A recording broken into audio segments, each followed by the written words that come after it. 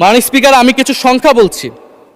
1700 কোটি টাকা, 765 কোটি টাকা, 679 কোটি টাকা, 621 কোটি টাকা, 201 কোটি টাকা, 182 কোটি টাকা, 97 কোটি টাকা। মাননীয় স্পিকার, এগুলো আমাদের সংসদ সদস্য যারা তাদের ঋণ রয়েছে মাননীয় স্পিকার।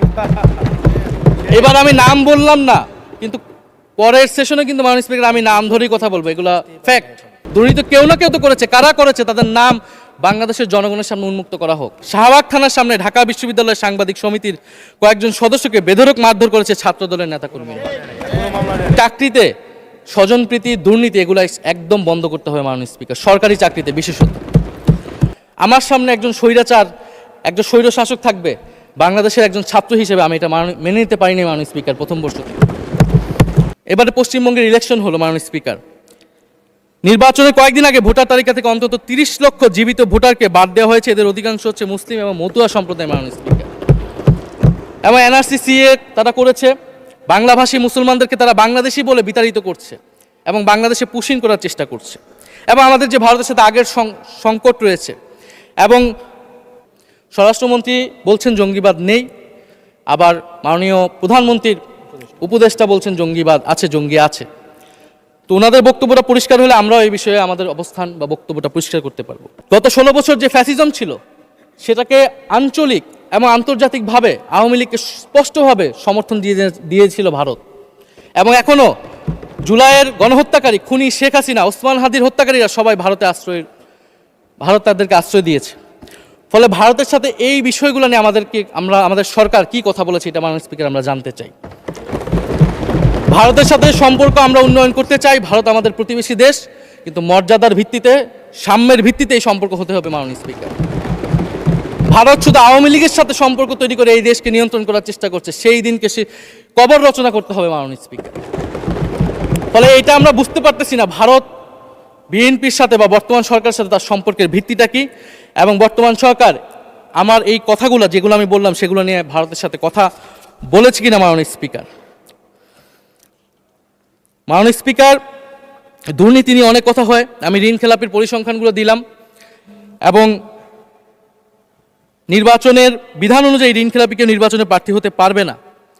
কিন্তু আমরা দেখলাম নির্বাচনের আগে কিছু টাকা পরিশোধ করে ঋণ পুনঃতফসিল করে তারা সংসদ সদস্যরা সংসদ সদস্য বেশি আসতেন মাননীয় স্পিকার। মাননীয় স্পিকার, আমি কিছু সংখ্যা বলছি। 1700 কোটি টাকা, 765 কোটি টাকা, 679 কোটি টাকা, 621 কোটি টাকা, 201 কোটি টাকা, 182 কোটি টাকা, 97 কোটি টাকা। মাননীয় স্পিকার, এগুলো আমাদের সংসদ সদস্য যারা তাদের ঋণ রয়েছে মাননীয় স্পিকার। এবার আমি নাম বললাম না, কিন্তু পরের সেশনে কিন্তু মাননীয় স্পিকার আমি নাম ধরেই কথা বলবো, এগুলো ফ্যাক্ট। এবং এখনো 2 জন আসতে পারে নাই এই কারণে। এখন দুর্নীতির বিরুদ্ধে তো যুদ্ধ ঘোষণা হয়েছে, এখন এই ঋণগুলো কবে বাংলাদেশের জনগণ ফেরত পাবে, বাংলাদেশের ব্যাংক ফেরত পাবে মাননীয় স্পিকার, এটা আমরা জানতে চাই। মাননীয় স্পিকার, যদি সময় একটু বাড়িয়ে দেন। হ্যাঁ, মাননীয় সদস্য, আপনি আবেদন জানিয়েছিলেন, এর মধ্যে ট্রেজারি বেঞ্চের যে চিফ হুইপ আছেন, মাননীয় চিফ হুইপ, উনি আমাকে জানিয়েছেন ওনার সময় 20 মিনিট বরাদ্দ ছিল, সেখান থেকে 5 মিনিট উনি কর্তন করে আপনাকে দিয়েছেন। তো আপনি 5 মিনিটের মধ্যে দয়া করে শেষ করবেন। থ্যাংক মাননীয় ইউ স্পিকার, আর মাননীয় প্রধানমন্ত্রীর থেকে আরো 5 মিনিট আমি রিকোয়েস্ট করছি মাননীয় স্পিকার। আর যদি 5 মিনিটে শেষ করতে পারে আমি শেষ করে দিব, কোনো সমস্যা নেই মাননীয় স্পিকার। ফলে আমরা দুর্নীতির কথা বলা হচ্ছে, 16 বছরে আওয়ামী লীগের যে দুর্নীতি, সেই দুর্নীতি থেকেও বড় হয়ে গেছে অন্তর্বর্তী সরকারের সময়ে ছাত্র সমন্বয়করা কি দুর্নীতি করেছে মাননীয় স্পিকার। ছাত্র সমন্বয়করা খুবই খারাপ, তারা মন্ত্রণালয়ে ঘুরেছে, দুর্নীতি করেছে, কিংস পার্টি করেছে। তো মাননীয় স্পিকার, গত আওয়ামী লীগের আমলে 16 বছরের দুর্নীতির বিচার ওনারা কিভাবে করবেন সেইটা মাননীয় স্পিকার ওনাদের বলা উচিত জনগণের সামনে। এবং আরও ভালো হয় যদি 2001 থেকে 6 সাল পর্যন্ত মাননীয় স্পিকার যে দুর্নীতির অভিযোগগুলো এসেছিল সেটারও একটা স্বচ্ছ তদন্ত মাননীয় স্পিকারের বর্তমান সরকার করে। দুর্নীতি কেউ না কেউ তো করেছে, কারা করেছে তাদের নাম বাংলাদেশের জনগণের সামনে উন্মুক্ত করা হোক, কারণ সেটার জন্যই তাদেরকে ভোগান্তি পোহাতে হয়েছে 1/11 ষড়যন্ত্রের মাধ্যমে। বর্তমান প্রধানমন্ত্রী, তাকেও কিন্তু দুর্নীতির মিথ্যা অভিযোগ দিয়ে মাননীয় স্পিকার তার বিরুদ্ধে মামলা করা হয়েছিল। মাননীয় স্পিকার, মাননীয় স্বরাষ্ট্রমন্ত্রীর দৃষ্টি আকর্ষণ করছে, একটু আইন শৃঙ্খলা নিয়ে কথা বলি।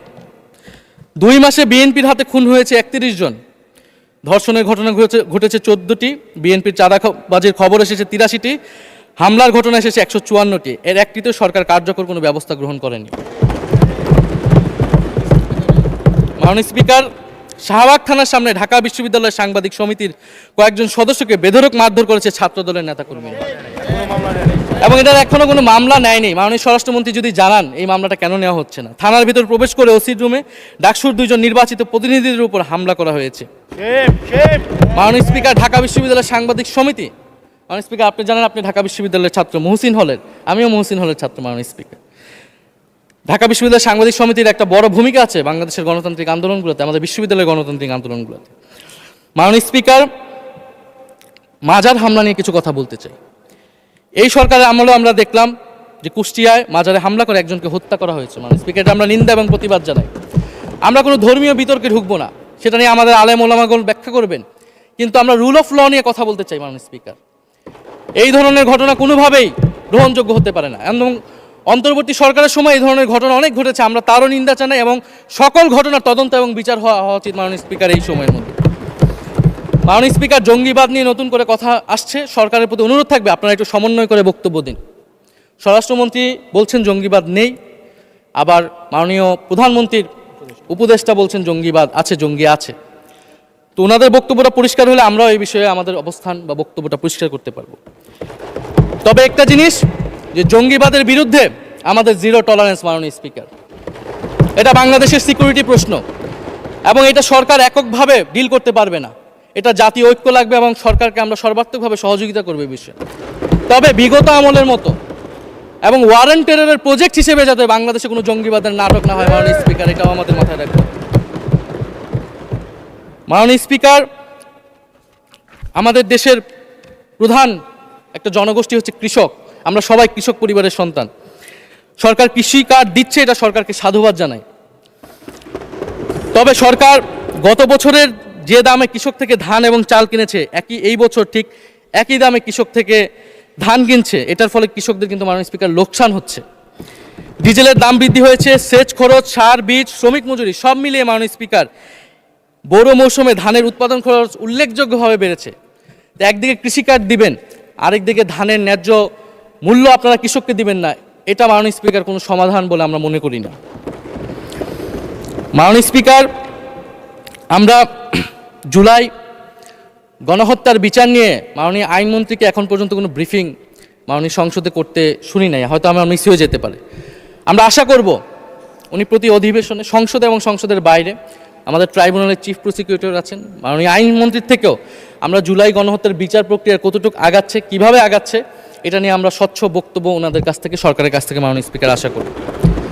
আমরা আশা করি মাননীয় স্পিকার, যে জুলাই যারা শহীদ হয়েছিলেন, শহীদ পরিবারদের যে সকল সুযোগ সুবিধা দেওয়া হয়েছিল অন্তর্বর্তী সরকার থেকে, সেই সব কিছু অব্যাহত থাকবে, এবং বর্তমান সরকার সেটা আরও বৃদ্ধি করবে মাননীয় স্পিকার, শহীদ পরিবার এবং আহত যোদ্ধাদের জন্য। মাননীয় স্পিকার, আর 2 মিনিট যদি বৃদ্ধি করতেন আমি শেষ করে দেব। 2 মিনিট। জি, 2 মিনিট বৃদ্ধি করা হলো। মাননীয় স্পিকার, আমরা এই জুলাই গণ অভ্যুত্থানে এই প্রজন্ম কর্মসংস্থানের বড় একটা দাবি নিয়ে কিন্তু মাননীয় স্পিকার চাকরির আন্দোলন থেকে আন্দোলনটা শুরু হয়েছিল। ফলে আমরা আশা করব এই সরকারের সময় কর্মসংস্থানের সুরাহা হবে, এবং সেটার জন্য আর্থিক খাতে দুর্নীতি বন্ধ করতে হবে, বিনিয়োগ আনতে হবে, এবং চাকরিতে স্বজনপ্রীতি, দুর্নীতি এগুলো একদম বন্ধ করতে হবে মাননীয় স্পিকার, সরকারি চাকরিতে বিশেষত। মাননীয় স্পিকার, একটা বিষয় যে সরকার এখন বলে দিচ্ছে যে বিরোধী দল কীভাবে কথা বলবে, কিভাবে বিরোধিতা করবে, এবং বিরোধী দলের পতনও হয়ে যাবে, এরকম কথা মাননীয় স্পিকার সংসদে আমাদের শুনতে হচ্ছে। তো বিরোধী দল তো মাননীয় স্পিকার সরকারের প্রেসক্রিপশন অনুযায়ী বিরোধিতা করবে না, সরকারের শিখিয়ে দেওয়ার প্রয়োজন নেই কিভাবে কথা বলবে, কিভাবে বিরোধিতা করবে। বিরোধী দল বিরোধিতা করবে, সমালোচনা করবে, জনগণ এটা ঠিক করবে বিরোধী দলকে কতটুকু সমর্থন দিবে কি দিবে না। এবং বিরোধী দলের রাজনীতি মাননীয় স্পিকার বিএনপি করেছে, আমরা দেখেছি, তখন ছোট ছিলাম। মাননীয় স্পিকার, আমি যখন ইন্টারমিডিয়েটে পড়ি, খালেদা জিয়া তখন গ্রেফতার হন, এবং তারপরের দিন আমার বাবা রাজনৈতিক মামলায় গ্রেফতার হন। আমার মা আমাকে নিয়ে থানায়, কোর্টে এবং কারাগারে আমি আমার মায়ের সাথে ঘুরেছি মাননীয় স্পিকার। আমি জানি আমার এই অভিজ্ঞতা বাংলাদেশের লাখ লাখ মানুষের, ফ্যাসিবাদ বিরোধী আন্দোলন রাজনৈতিক কর্মী যারা রয়েছে তাদের সকলের একই অভিজ্ঞতা মাননীয় স্পিকার। মাননীয় স্পিকার, সেই অভিজ্ঞতা থেকেই বিশ্ববিদ্যালয়ে যখন এসেছি প্রথম, মনে হয়েছে যে এই প্রজন্ম হিসেবে আমাদের একটা দায়বদ্ধতা আছে। আমার সামনে একজন স্বৈরাচার, একজন স্বৈরশাসক থাকবে, বাংলাদেশের একজন ছাত্র হিসেবে আমি এটা মেনে নিতে পারিনি মাননীয় স্পিকার প্রথম বর্ষ থেকে। সেই জায়গা থেকে কাজ করেছি জুলাই গণ অভ্যুত্থানে। মাননীয় স্পিকার, আমি আমার এলাকা নিয়ে শুধু শেষ করব, সবাই যেহেতু এলাকা নিয়ে কথা বলে প্রথম আসলে, আমি মাননীয় প্রধানমন্ত্রীর প্রতিবেশী, ঢাকা 17-এর প্রতিবেশী হচ্ছে ঢাকা 11। মাননীয় স্পিকার, সংসদে সরকার দল এবং বিরোধী দলের যেই পরিমাণ বৈষম্য, ঢাকা 17 এবং ঢাকা 11-এর একই পরিমাণ মাননীয় স্পিকার বৈষম্য। ফলে উনি যাতে এই বৈষম্য দূর করেন এবং ঢাকা 11-এর জন্য যদি মাননীয় সদস্য 2 মিনিট চেয়েছিলেন, শেষ হয়ে গেছে। আর 2 মিনিট দেওয়া হলো, 2 মিনিটের মধ্যে শেষ করে ফেলেন প্লিজ। স্পিকার, ধন্যবাদ আপনাকে। ফলে এই বৈষম্য উনি সংসদেও দূর করবেন, সংসদেও দূর হবে এবং আমার এলাকাও সেই উন্নয়ন কার্যক্রম হবে। ঢাকা 11 এই গণ অভ্যুত্থানের অন্যতম হট স্পট ছিল রামপুরা, বাড্ডা, ভাটারা এলাকা মাননীয় স্পিকার, যেখানে অনেক প্রাইভেট বিশ্ববিদ্যালয়, মাদ্রাসা, তারা সকলে এসে কিন্তু ফ্যাসিস্টদেরকে প্রতিহত করেছিল এবং এই অত্র এলাকার নানান সমস্যা। তো সরকারের জায়গা থেকে আমি আশা করব, আমি হয়তো অনেক সমালোচনা করতে পারি, অনেক ভুল ত্রুটি থাকতে পারে, যেহেতু নতুন এসেছি কথা বলছি। তো সেই জায়গা থেকে যাতে আমার এলাকার প্রতি কোনো বিরূপ মনোভাব না থাকে, কোনো বৈষম্য যাতে না হয় মাননীয় স্পিকার। আপাতত ওনারা ওইখানকার যিনি পরাজিত প্রার্থী, তাদেরকে দিয়ে বিভিন্ন উন্নয়ন কার্যক্রম করছে প্রশাসক, এই সিটি কর্পোরেশনের প্রশাসক। তা আমার ক্রেডিটের দরকার নাই, কিন্তু উন্নয়ন হলেই মাননীয় স্পিকার চলবে। মাননীয় স্পিকার, আমি সর্বশেষ বলতে চাই, এই প্রথম অধিবেশনে বিশ্ববিদ্যালয় জীবনে ঢাকা বিশ্ববিদ্যালয়ের অনেক স্বপ্ন নিয়ে গিয়েছিলাম। প্রথম মাসে মাননীয় স্পিকার হতাশ হয়েছিলাম, যখন দেখেছি হলের সিস্টেম, যখন দেখেছি বিশ্ববিদ্যালয়ের সিস্টেম, এবং এই সংসদে মাননীয় স্পিকার প্রথম অধিবেশনে আমি অনেক হতাশ হয়েছি।